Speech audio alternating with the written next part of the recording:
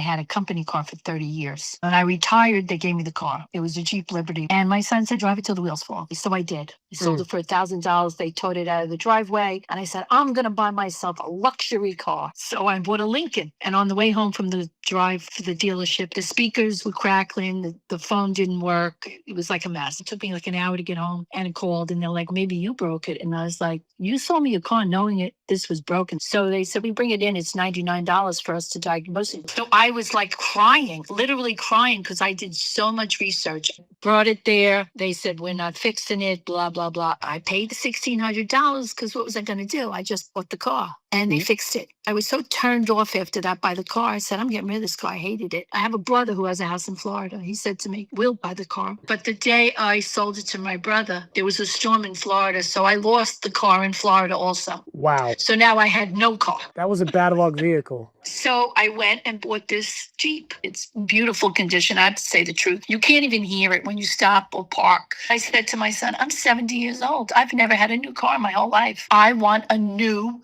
car. He goes, well, Ma, do whatever you want. He's a big help. I can see. But I owe on this car. I owe $7,700 on it. I paid $10,000 for it. And what are you paying per month right now? $250. Okay. The problem is that this car is worth next to nothing. $5,000. Not even. You're not going to find one dealership on the planet to pay you $5,000 for this car ever. If you put it up on Facebook Marketplace, eventually you'll sell this car for maybe $5,000. Your payoff is $7,700. If I give you $2,000 for your car, I'll give you a little bit of a break on the new car. Again, all of our pricing is preset. It's the lowest it can be. What I can do is possibly get the fee that we get paid by the dealerships and apply it towards your deal. Maybe that'll save you another $1,500. So you're still gonna be upside down on your vehicle. What's the most you're willing to pay for a car? $350. That's why I asked, because I don't think we're in the ballpark here. If you didn't have your vehicle, I would have put you in a brand new Nissan Rogue or a Mazda CX-5 or even a Nissan Murano for under $350. The problem is you owe just essentially $5,000 on top of that to the bank, which in and of itself is about $150 a month. Give me an idea without the car. Pretend I don't have the Jeep. I'm just coming in with no car and a lease for a Kicks. On a Kicks, not sure what trim you're looking for. I like the SV. What's the mileage? You need probably like 10,000, should be more than 10, enough. yeah.